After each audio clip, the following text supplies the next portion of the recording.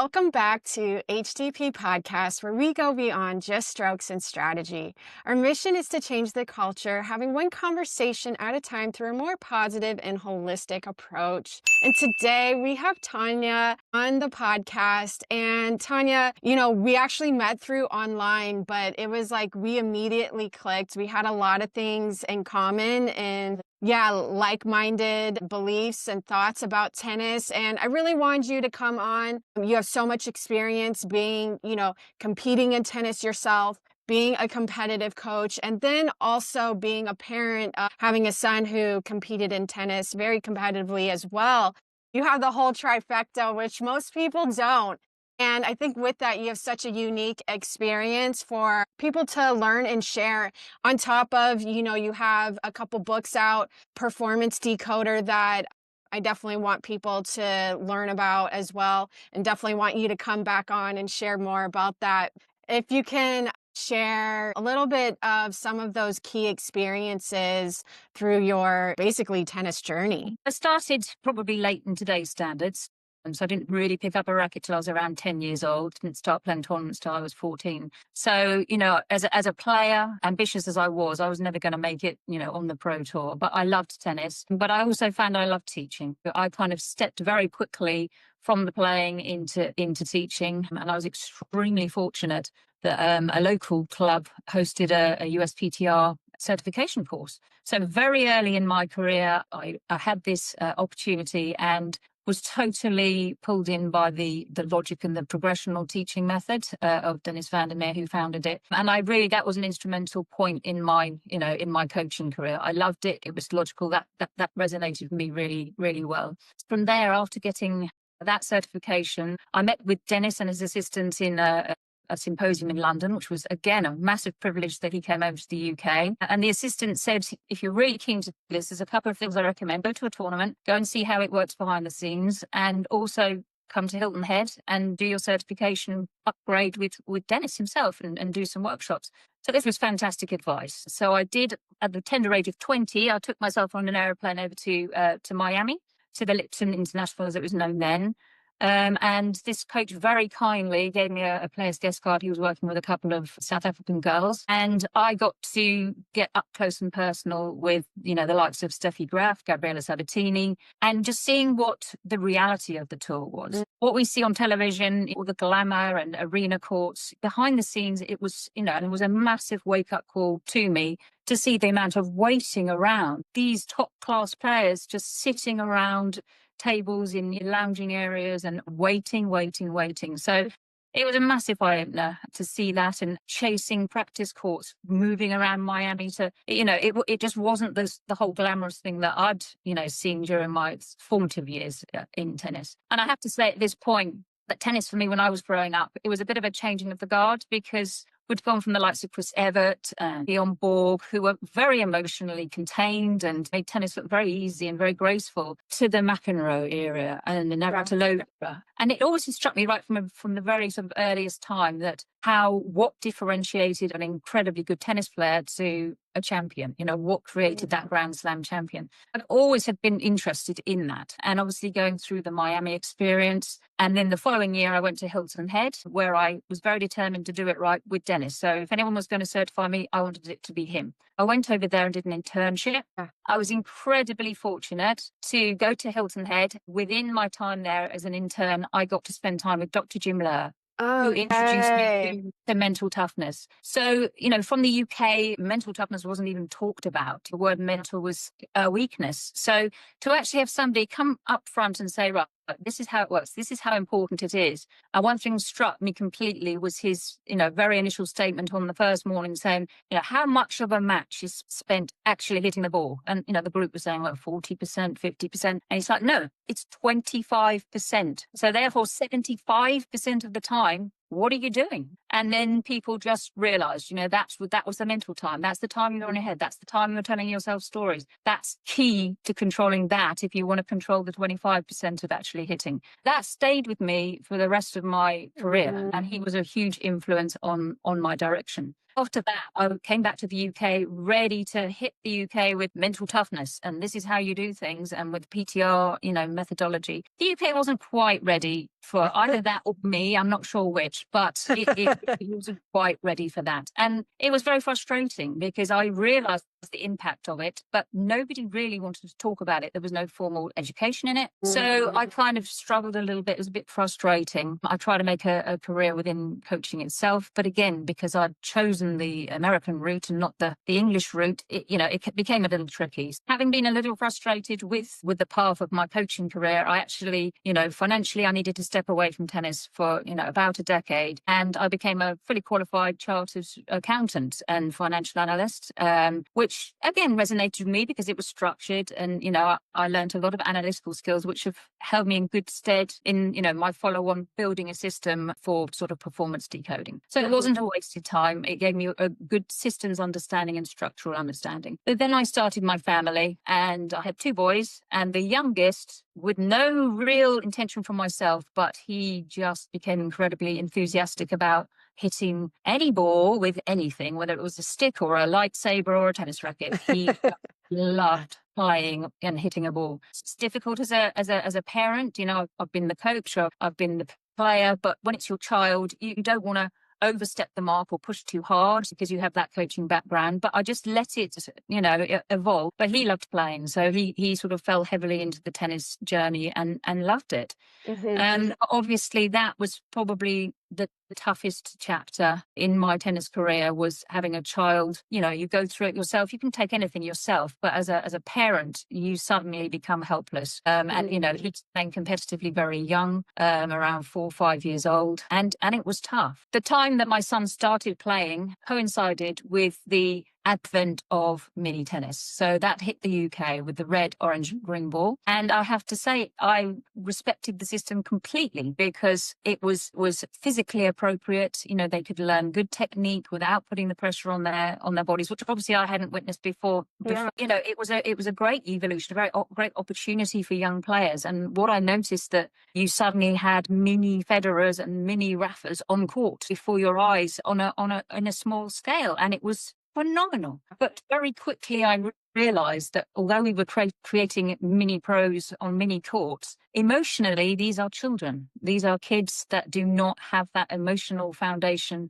to deal with the pressure of competition. So as much fun as it was practicing and playing in a club and playing with their friends, and they could do it, and it was, they became very competent at it. Going into competition, there was a stark change, and I witnessed that. And obviously, through my son, it became very apparent. And watching his matches, watching other matches, to the potential, problems and damage that was caused to young players that didn't have those natural skills. And as far as I could see, nobody was teaching them those skills. Even though I had some background in mental toughness, he found it hard. He was a very fair player, and he couldn't cope with players cheating. It was like, why are they doing this to me? Why is this happening? I'm doing my best, but they're cheating. And the final straw came when he's a long car journey home, and every tennis parent will resonate with that car journey home. He said to me, if I call the ref out, you're telling me to call the ref out, I call the ref out, they come out, and then they ask the cheat, whether the ball was in or out. Well, obviously, they're going to say that it was in or out. So what's the point? And I didn't have an answer to that. And the gap I saw at that point was, these things happen. That's just, unfortunately, the nature of junior tennis. Very difficult. There are never enough people. It's no finger pointing. It's just the way it is. But he didn't have the skills to respond to that in the right way. So there was a big gap. And unfortunately, it killed his love of the sport, which I found very, very upsetting, that he walked away and chose team sports because it was just too hard. So that was a big shame. At the same time, as a contrary comparison, young Emma Raducanu, she came from our county, and she used to come and hit with one of our younger, stronger girls. So I got to see someone on a very serious path from a very young age, and see how she was ahead of the curve all the way through mini tennis. She was always the red one, the orange one, the green one, the passport to yellow ball before everybody else. She took her tennis incredibly seriously. And that was really, again, another point when she won the US Open. It struck me so hard that, was she prepared? Had her team prepared her for that moment? Because I felt it was so outstanding, and from qualifier to winner was such an abnormal route for a young person who's only 18 years old. Yeah. following the COVID, time out, put a post out saying, I really hope that her team have prepared her for the story for this, because otherwise, she's going to emotionally find this really hard to recreate a new story. And of course, she was a global sensation. The pressure of the UK, the world fell onto her shoulders, which overnight you're not prepared for. It's like having an accident. You're not prepared for it. And it takes Yeah. significant time to fit your skin again, to move back into what is expected of you. And I felt for her, quite deeply, having watched her as a younger player. So that was, that was another impactful a point. I went to Wimbledon one year. Again, the same coach was coaching a young American player. And, at Wimbledon, you kind of assume that players are absolutely mentally prepared. Everything's perfect. They're just going to go out and get on with the job, get on with the task. And this young lady, incredibly talented. She did very well in a US Open, but she had a late schedule on her match. So she was standing by the court at sort of late 5:30, 6 p.m. in the evening. And notoriously, if you know grass, it starts to get greasy at that time. And she literally minute by minute was watching her, her clock and talking herself out of the match, because anticipating that the problem and what problems it was going to cause her. Shouldn't she know better? Shouldn't she be trained for this? But she wasn't, and unfortunately, she did lose that match. So that was another point where I thought, this is, there's a lot of dots that need connecting here. So what really struck me and what really inspired me to start writing and actually formalizing my collective thoughts over the years was this year's Wimbledon final.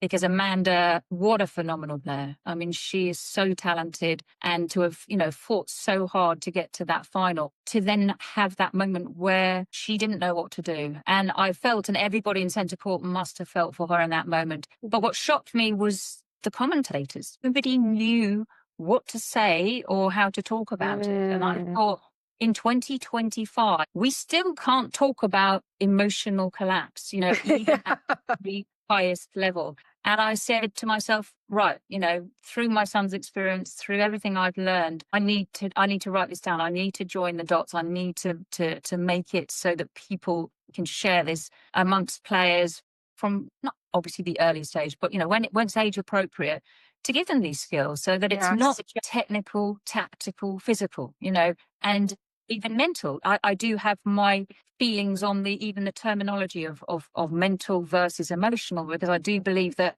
the impression of mental toughness is actually suppressing the emotion. Resilient, be strong. This is a weakness. Whereas actually our emotional system, why suppress it? Why not use it? Why not convert the emotion? It's a charge. It drives you. So technical, tactical, physical, and the mental. I look at it. If you constructed a sailboat, you could have the perfect wood, the perfect finish, the perfect sails. You have all those things in place, but I believe that emotion is the wind in the sails. That's what's going to drive. That's what's going to either, hold you back or how you direct it. So you don't want no wind. You want to be able to direct the wind. You want to be able to direct the emotion and not necessarily shut it down and suppress it, but convert it, use it, make it fuel rather than something that's working against you. Yeah. So that's really, from the Wimbledon final, that's what really inspired me to try and piece all the bits together, and looking at the influences for a tennis player over their career. They have cultural, where they train. Spanish culture is different to American culture, is different to British culture, is different to Australian culture. So the cultural influences, the parental influences. Parents, they handle this a phenomenal little talent, and how do you handle that? What do you do? How do you support them in the best way? As a parent, and having gone through that, it's a nightmare. They do to you. They do not want to be told that they've just failed at something. Yeah. So teaching your child that it's okay to fail, and actually that's the only way to learn. Reframing things, making things positive is so important. And they're so fragile as, little young creatures that they're going out, they're trying their best, but it consistently doesn't work. Then they build negative beliefs, and that can then lead to patterns that repeat in the future. I love everything that you're saying because you're so spot on. I feel like in other sports, they have addressed more of the mental and emotional side. But in tennis, it's like we're so far behind on this mental and emotional side. And like you're saying, specifically the emotional side, I do agree. Like we learn to suppress our emotions through sport. And part of that is like always pushing yourself and having that physical tenacity, which you do need, but you also need, it's too one-sided. So you need that other balance of being able to cope in a healthy way and being able to process those emotions in a healthy way. Yeah, I mean, you're so spot on. We need more people like you start to create that awareness, and then to also give people tools for that emotional coping. And we need both. Yes, it's great to go to a sports psychologist, but if you're only in your head all the time, like each tool, each modality works a little bit different for each person. So for someone, that could be all they need and it works wonders. But for someone else, they may need some other modalities or tool sets that incorporate more. We're all individuals. How one person receives information and how they apply information will be different across the board. So, having that breadth of understanding and awareness to be able to impart information in the right way so that every player has a chance to take that on board and read information in the right way. Tennis is brutal. It's an individual sport. In team sports, you have that camaraderie. You can lean a little bit on someone else. But tennis, you're out there on your own, isolated. It's very lonely out there on that court and nobody can help you. I know coaching now is more acceptable. Basically you are out there on your own. So Yeah. I you're absolutely right. And it's awareness, the mind is incredibly strong. And yes, it can talk you down from certain things, but equally well, and what I found the most, it will talk you into problems. It's the inner talk, it's the self-talk that can just take you down a spiral. And players just don't have the tools to be able to nip it in the bud. And that's really where, my two books, my first book, Sixth Sense, I call it a sixth sense because I feel emotion is, it does drive us. It just drives our decisions. It drives everything that we do. I wanted to make a simple way to explain the mechanics of emotion. And therefore, what can we do about it? How, as a tennis player, can we, understanding emotional loops, what do we need to do to nip something in the bud and be able to then, convert that charge into something positive? Because why not? Why waste it? Why suppress it? And then in the performance decoder, I did my best to, obviously players have had their history and it's shaped them. They start as a brand new baby and they have their personality when they're a very little person, and then they do tennis and it shapes them and they become something slightly different. And some things develop positively, some things develop not so positively. What I tried to do with performance decoder, I created a quiz. So, it takes about an hour. It's skills came in to look at how tennis is shaped, looked how their emotional responses work on court. And what I noticed by doing this quiz was the same things kept coming up. And I sort of classified them. And from there, I started creating the language that I was looking for. So this is why this happens. So that person's bracing themselves before they go on court. I call it armor reflex.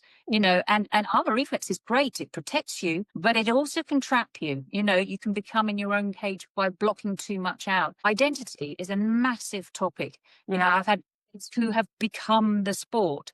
And when the sport goes wrong, they go down, and you end up with, personal mental health issues because of that. So I sort of categorized each of these things and recognized that not only were these patterns on the court, but there were patterns in life as well. And I think that's where you picked up on, one of my posts was, this is translating into life. Yeah. So it's really important we get the patterns right through sport so that we're preparing our children for life. If they're not bracing going into a match, but they're prepared, they feel confident, they can deal with their nerves, that's going to translate to the interview at university or the interview of their first job or being up as a CEO for the first time in a massive board meeting, pitching something. So why not use our sport, give the children extra skills that they can take into life? And then, it's not just been sport, we've created great human beings. And that's what I want. I want to give every child simple tools and skills that they can use. And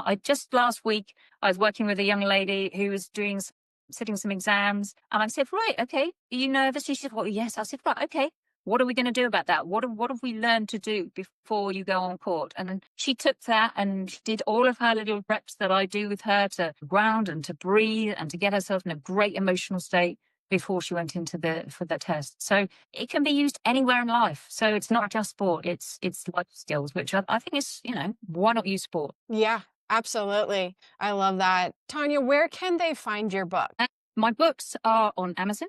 And both I have paperback and Kindle version. Yes, you can just find the books on Amazon. I post regularly on LinkedIn. I love to share my thoughts. I'm constantly, and with the advent of AI, joining more dots. It's a real time of rapid evolution, and I think it can be used within our sport. Not just in digital ways, but just getting ideas together and rolling them out. And that's what I want to do now. Is just try and spread the word, so that ideally I would love all children to have, or all programs to have, just a space. I know mental toughness is part of it, but to recognize the emotional side and not forgetting that, too much emotion that gets stocked can turn into physical injuries. Yes. I also think that very strongly is Right. that you're holding tension in the body because you're bracing emotionally. That tension is going to not only translate into your shots maybe going awry, but if you keep repeating under tension, you're going to end up with some kind of repetitive injury. So,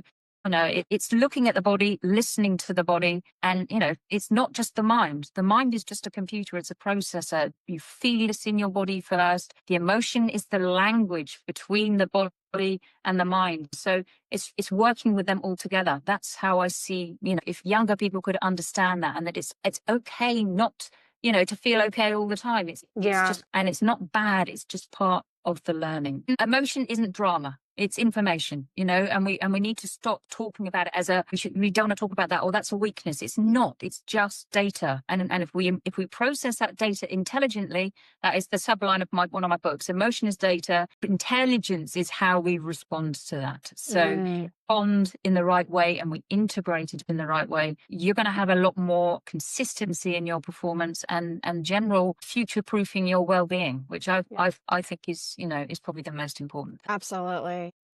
I love that so much. And we're definitely going to dive more into that as gear up for my expert series coming out soon. So if you guys like what you're hearing from Tanya, you're going to hear more, probably coming out closer into the new year or towards the end of the year. We'll see. So stay tuned for that. And if you guys like these tennis tales, please like, share, and subscribe.